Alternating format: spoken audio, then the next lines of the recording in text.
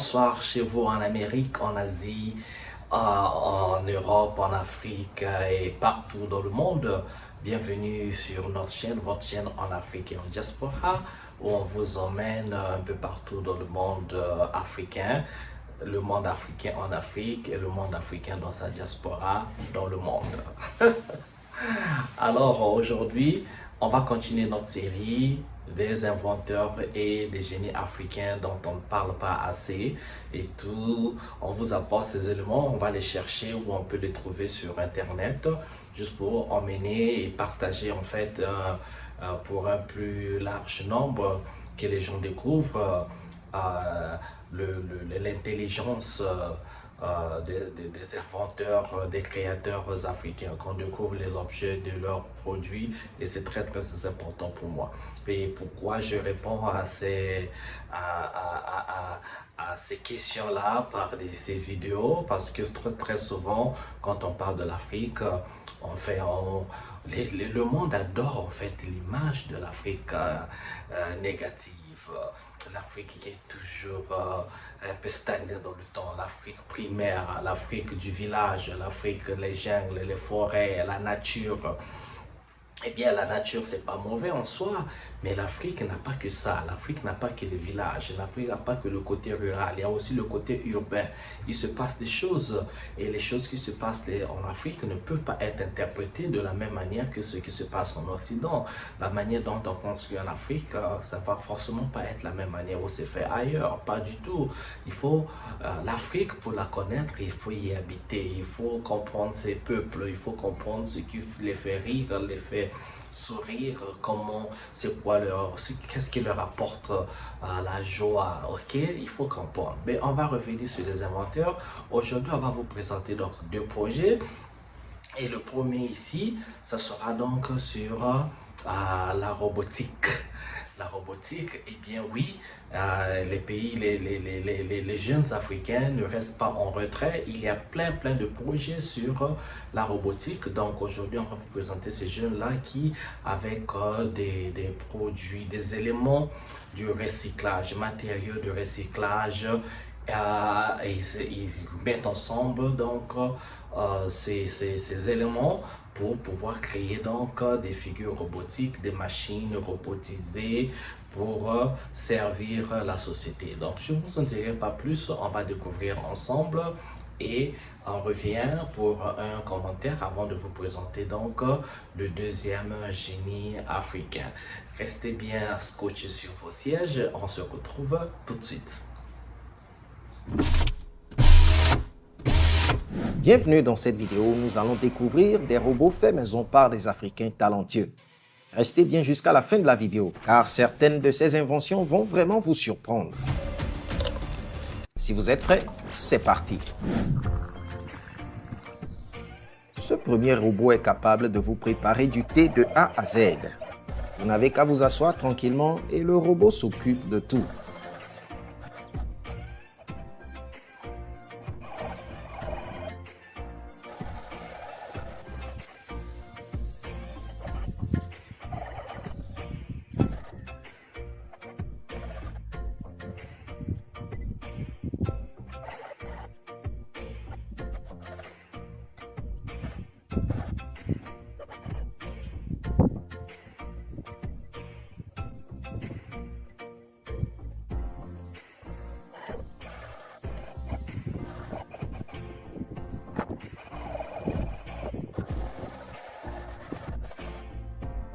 Simple et surtout fait maison. Pour les personnes qui ne peuvent pas utiliser leurs bras ou qui en sont dépourvues, un jeune Sud-Africain a conçu un prototype de bras robotique en carton.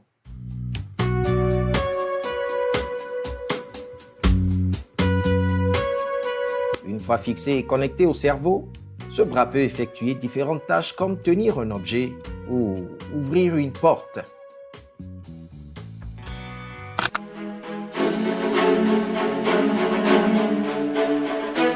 Voici un prototype similaire en action. Ce qu'il fait bouger, il est relié directement aux signaux du cerveau.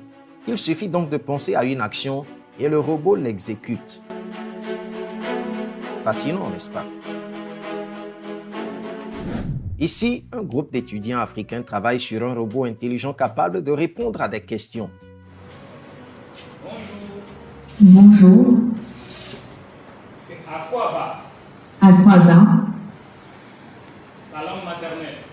ma langue maternelle est le français. Le but, c'est une intelligence artificielle locale, capable de tenir une conversation et à terme, de répondre à des questions très complexes, voire plus intelligents même que les humains. Mon rôle prédéfini est de sensibiliser, d'éduquer, de conscientiser, de promouvoir la culture africaine pour le moment. Direction le Nigeria, où un jeune développe un robot pour remplacer les tâches ménagères. Dans cette vidéo, on le voit apporter un verre d'eau à son créateur sur commande. Perform that task. Okay, robot, can you go and get me the glass of water now? Okay, hold on a minute.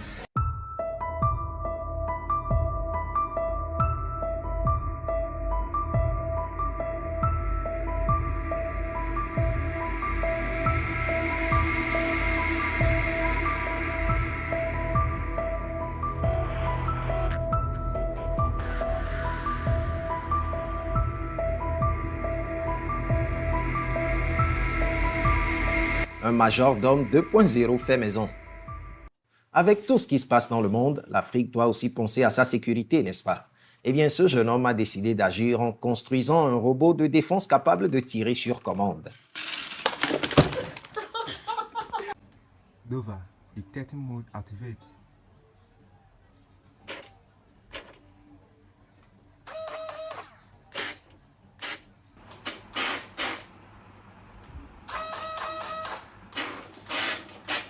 Pour l'instant, c'est encore un prototype en phase de test, mais son créateur y met toute son énergie pour le perfectionner. Affaire à suivre. Souvenez-vous du robot Nani pour les tâches ménagères? En voici une autre version, moins humanoïde, mais tout aussi pratique. Il fonctionne à l'énergie solaire et il suffit de placer un objet dans la trappe prévue à cet effet pour qu'il le transporte d'un point A à un point B.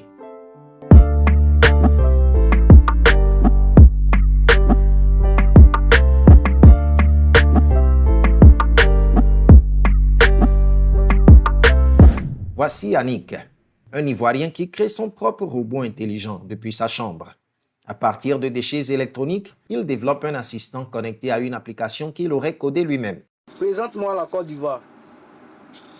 La Côte d'Ivoire est un pays d'Afrique de l'Ouest doté de stations balnéaires, de forêts tropicales et d'un patrimoine colonial français. Abidjan, sur la côte atlantique, est le principal centre urbain du pays. Branché à un ordinateur, le robot est capable de répondre à des questions comme un vrai assistant vocal. On ne pourrait pas tous énumérer ici dans cette vidéo les robots faits à la main par les Africains. Mais dans la foulée, voici quelques autres inventeurs à ne pas manquer. Un jeune homme qui entraîne son robot à reproduire ses gestes.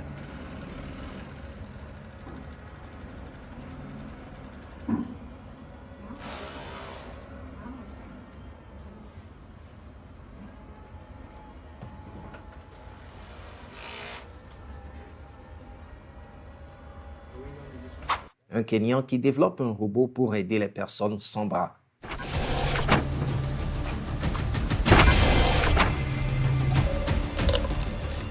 D'autres créateurs qui se spécialisent dans la robotique domestique.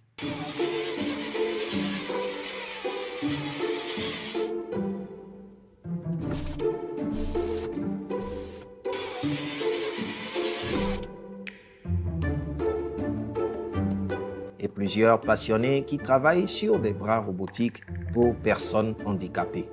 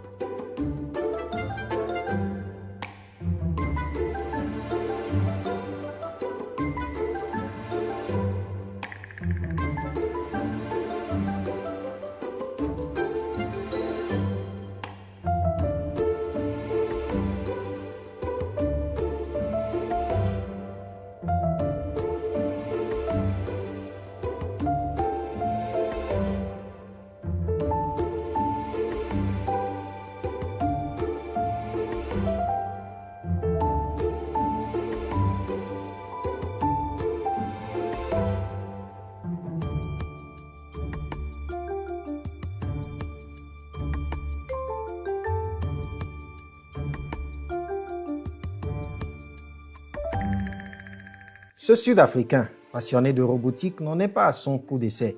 Il a déjà conçu plusieurs robots faits maison et cette fois-ci, il va encore plus loin. Il a réussi à créer un robot compagnon capable de vous assister au quotidien tout en répondant à toutes vos questions. MJ, how are you? I'm doing well, thank you for asking. How are you today? I'm good, man. D'après son créateur, le robot est capable de traduire plusieurs langues en temps réel pendant une conversation avec une personne étrangère. Mieux encore, il peut aider les personnes sourdes à comprendre ce qu'on leur dit. Wake up, you're running late. Wake up. No, MJ, I'm too tired. Okay, I understand. You're too tired to wake up. Il agit comme un véritable ami. Il peut comprendre vos émotions et réagir en conséquence. Et voilà, c'est déjà la fin de cette vidéo. Si vous l'avez aimé, pensez à la liker, à vous abonner pour ne rater aucune de nos prochaines vidéos. À très bientôt pour une nouvelle vidéo de ce genre. Ciao. N'est-ce pas formidable? Voilà donc ce que regorge le continent africain en dehors de sa culture. Excusez-moi, j'allais dire outre sa culture de la musique, de la danse, des percussions, mais il y a aussi sa culture technique. Il y a ça qui arrive. Et ce qui manque à ces jeunes, c'est juste un peu de moyens, un peu d'investissement. On peut prendre ces machines en miniature et les transformer pour le plus grand bonheur de la société. Et c'est pareil que ça se passe exactement de la même manière en Occident, en Europe, aux États-Unis ou encore en Orient. Ça se passe de la même manière en Chine, au Japon. C'est toujours des jeunes avec des diodes, des petits trucs comme ça, des éléments électriques et électroniques qui mettent ensemble pour former un véhicule, pour former une machine qui sert dans le transport, dans le ménage, dans plein de choses. Mais l'avantage avec ces gars, il y a souvent un investisseur qui arrive avec les moyens, après on va mener mettre l'industrie derrière et après mettre donc le business derrière, les moyens techniques, le marketing et autres, créer un marché pour ça et vendre, on se retrouve à consommer leurs produits. Mais pourtant, quand on regarde bien ce que nous consommons comme appareil électronique, appareil électrique, c'est pas toujours fameux et les jeunes Africains peuvent faire mieux. Moi, je vous assure, ils peuvent faire mieux, mais seulement, c'est pas les mêmes moyens. Mais en termes d'intelligence, en termes de créativité, comme vous avez vu, il n'y a pas de différence, n'est-ce pas? Allez, je ne vais pas perdre votre temps, on va partir découvrir encore cet autre génie africain. Et celui-ci, il transforme, il peut transformer donc les déchets plastiques, les transformer en carburant. Je dis bien, déchets plastiques ramassés dans les rues qui peut transformer en carburant. Je vous assure, c'est incroyable, hein? C'est incroyable. Vous voyez rien que l'environnement, tout ce qui nous entoure, qu'est-ce qu'on peut en faire? On peut nous rendre indépendants indépendants du gaz, de l'essence, du pétrole, tout ce que vous voulez. Imaginez un instant. Mais je vous en dirai pas plus. On va regarder donc cet élément et on revient pour un dernier commentaire. Allez les gars, à tout de suite. La pyrolyse plastique est un procédé de distillation permettant de transformer des déchets plastiques en carburant. Cette méthode thermique de traitement des plastiques est pratiquée à Bamako par Aruna Diallo, un diplômé en informatique à l'université de Paris 8. Un jeune entrepreneur qui s'est inspiré d'ailleurs. Quand je suis rentré, j'ai vu qu'il y avait beaucoup de déchets plastiques et je me suis dit que c'est un business qui peut être très intéressant. Donc je me suis rappelé d'un ami qui parlait de la transformation des déchets plastiques en fuel, en sa matière d'origine, en gaz et en fuel. Donc je me suis dit, est-ce que je ne vais pas tenter ça ici? Et j'ai vu aussi sur Internet qu'il y a des jeunes Français qui avaient fabriqué la machine. De toute façon, on a fait les mêmes études, donc on est capable de faire la même chose. Donc j'ai fabriqué le mien et ça a marché. Semblable à un moulin à mille, cette machine, véritable fruit de bricolage à l'aide de pièces de récupération, est composée principalement d'une cuve d'eau qui sert de refroidisseur, un foyer à chaleur et un bulleur qui la protège contre l'explosion du gaz. Ainsi, le processus de transformation des déchets plastiques commence avec le chargement des matières premières. Donc on va commencer à charger. le plastique.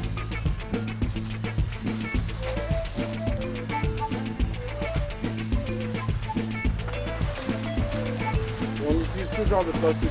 Tout genre, que ce soit POT, PE, PP, les plastiques d'eau.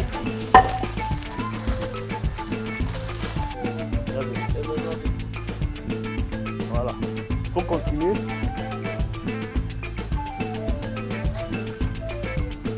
Donc on est en train de charger avec du plastique uniquement, comme vous le voyez. Après avoir chargé, bah là, on ferme hermétiquement en fait. Voilà, donc on a chargé le réacteur en fait. On a le bulleur qu'on a mis de l'eau dedans pour protéger contre les explosions de gaz. Une fois la machine mise en place, un premier produit entre en jeu. Donc le premier produit qui est produit par notre système de pyrolyse, c'est le gaz en fait. Et ce gaz peut être utilisé pour produire de l'électricité et puis pour la cuisine, ou bien pour alimenter notre machine. Après quelques heures de réaction, le produit recherché, c'est-à-dire les carburants ou le fioul, est fin prêt. Oui, après 3 heures de traitement du produit, donc on a du fioul qui est là, qui sort. Voilà. Tout ça, c'est du fioul.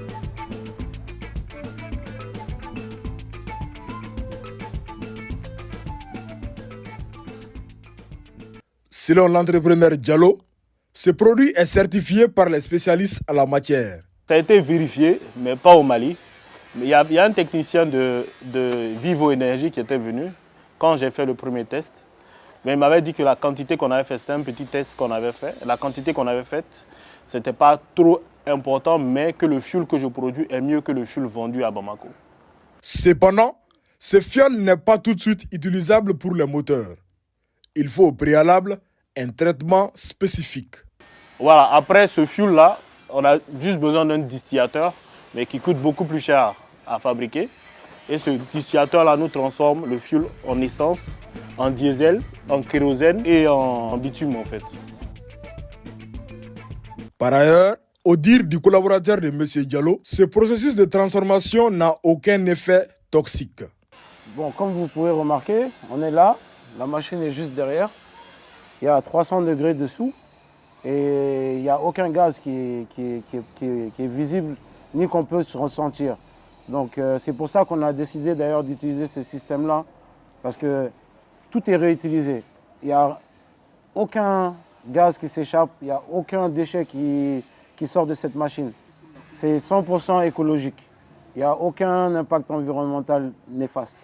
Toutefois, même s'il n'est pas encore très développé au Mali, ce procédé appliqué par ces jeunes entrepreneurs peut fortement contribuer à la lutte contre la pollution de l'environnement par des déchets plastiques. Des déchets qui envahissent la capitale malienne et dont seulement 41% sont recyclés par les industries. Il peut aussi être un moyen pour le Mali d'entrer dans le concert des grandes industries. Que peux-je dire de plus?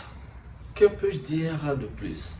L'Afrique regorge des talents. Moi, j'y crois au génie africain. Partout où je voyage, quand je vois ces choses, je vous assure, les gars, il n'y a pas de différence entre le génie africain avec le génie européen, le génie occidental, oriental. Il n'y a pas de différence. Comme je l'ai toujours énuméré, la seule différence, c'est donner à ces jeunes-là le cadre, les moyens, qu'ils ne pensent pas manger, qu'ils ne pensent pas boire, qu'ils ne pensent pas la santé. On met des laboratoires, tout leur travail serait juste de travailler sur le projet. Dans un endroit où ils ont un réfrigérateur, où il y a à boire, il y a à manger, il y a peut-être parfois, il y a dans des laboratoires, dans des boulots, il y a même des lits. Parce que quand il faut travailler, vous êtes là à travailler, c'est 24 heures. Au fait, le laboratoire est ouvert 24 heures sur 24, 7 jours sur 7, c'est pour travailler. Bien sûr, on ne dit pas que les gens doivent être esclaves, avec des repos, bien sûr. Mais le focus, c'est qu'il faut réussir à trouver les solutions pour tous les problèmes qui minent nos sociétés. Et vous en faites un genre hackathon dans tous les domaines d'ailleurs, que ce soit comme vous voyez, hein, il y avait la robotique, là nous sommes dans la pétrochimie, ok, et ça peut s'appliquer dans la pharmacie. On prend ce que notre pharmacie dite traditionnelle, il n'y a pas de pharmacie traditionnelle, en fait c'est la pharmacie africaine, la pharmacie bantou, la pharmacie européenne, la pharmacie occidentale, la pharmacie chinoise, japonaise, orientale. La pharmacie, c'est la pharmacie. La médecine, c'est la médecine parce que ça s'applique à soigner le corps. Donc, on ne va pas mettre, voilà quoi, c'est juste des procédés différents, mais chacun maîtrise le corps à sa manière et le guérira selon ses connaissances et selon son environnement. Voilà, ben écoute, j'en dirai pas plus. Merci de m'avoir suivi. Laissez les pouces levés s'il vous plaît les gars. Partagez la vidéo pour que notre contenu soit suivi par un plus grand nombre. Et surtout, abonnez-vous. Dites à vos frères, vos soeurs, abonnez-vous. Ça fait toujours plaisir, ça coûte rien. Juste un petit clic sur abonner. Voilà, merci. Allez, je vous souhaite bien le bonheur chez vous. On se retrouve à une prochaine vidéo. Ciao, ciao.